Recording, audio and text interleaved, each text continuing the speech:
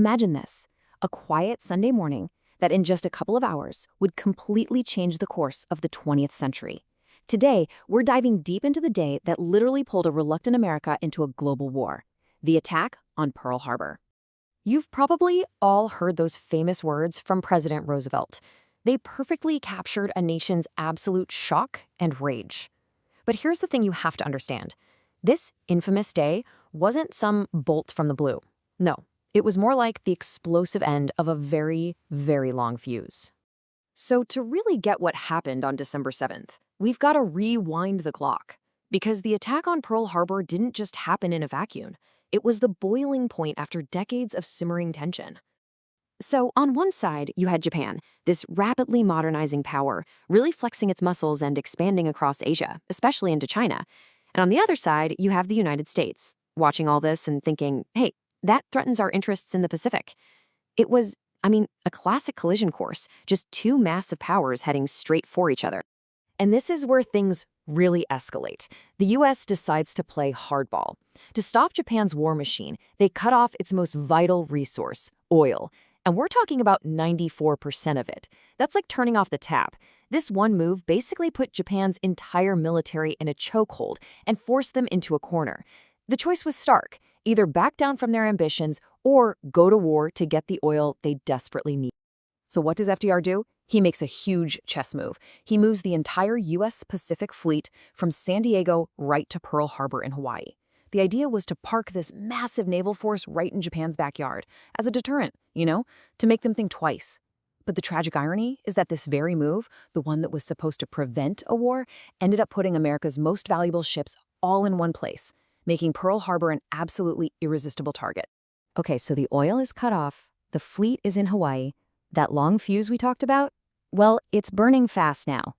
By 1941, the whole situation is just a ticking time bomb, and the countdown to conflict is on. And this timeline is just wild when you look at it. It shows Japan's two-faced strategy perfectly. On one hand, they have diplomats in Washington, D.C. talking about peace, but at the exact same time, a massive attack fleet with 6 aircraft carriers is secretly steaming across the Pacific under complete radio silence. They even knew we were reading some of their codes, but they took a huge gamble that we weren't smart enough or fast enough to figure out the real plan. And this part of the story, this is where it just becomes a true tragedy of errors. The United States had all the clues. They had the puzzle pieces sitting right in front of them, but because of a series of pretty catastrophic failures, they just never put them together in time. Okay, check this out. This is one of the biggest red flags imaginable. U.S. intelligence decodes a Japanese message. And what's it asking for? A detailed grid of Pearl Harbor to pinpoint the exact locations of the American warships. You don't need to be a codebreaker to figure that one out. This was a giant, blinking sign that screamed, "We are targeting Pearl Harbor." And here is the absolute gut punch. That bomb plot message, the one that screamed, "Danger," it never got to the one person who needed it most, Admiral Kimmel, the commander in charge of defending Hawaii. For reasons people still argue about today, he was kept completely in the dark about the most specific threat they'd seen yet. It's just unbelievable. And you think it can't get any worse? Oh, it does. Just hours before the first bombs fell, U.S. codebreakers cracked the final part of a long Japanese diplomatic message. It was essentially their declaration of war, setting a Sunday morning deadline. But because of a whole series of bureaucratic fumbles and delays, the warning telegram didn't arrive at Pearl Harbor until after the attack had already started. It was literally delivered by a telegram boy on a bicycle as smoke was filling the sky. And so that brings us to 7:55 a.m. on that quiet Sunday morning, December 7th, 1941. The inevitable finally happened. The sky over a peaceful Pearl Harbor just erupted with Japanese warplanes. The human cost was just staggering. In the space of less than 2 hours, 2,403 American service members and civilians lost their lives. Just let that number sink in for a moment. The physical destruction was almost unimaginable. The attack was brutally, brutally effective. The battleships were all moored in a neat row. They were complete sitting ducks. We're talking nearly 20 American ships destroyed or damaged, and over 300 aircraft wiped out on the ground before they even had a chance to take off. But the single most devastating moment of that day was the fate of the USS Arizona. An armor-piercing bomb sliced right through her decks and detonated the forward ammunition magazine. The explosion was so massive, it reportedly lifted the entire battleship out of the water before it collapsed, sinking in just minutes and entombing 1,177 of her crew.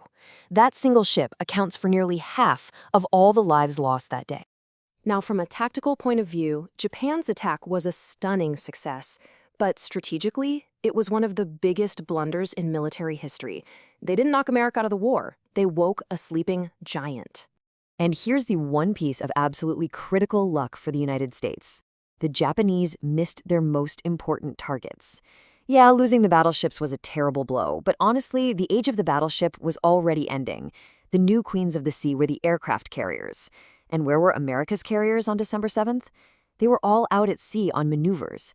This incredible stroke of luck meant the U.S. Navy could rebound and fight back way, way faster than Japan ever thought possible.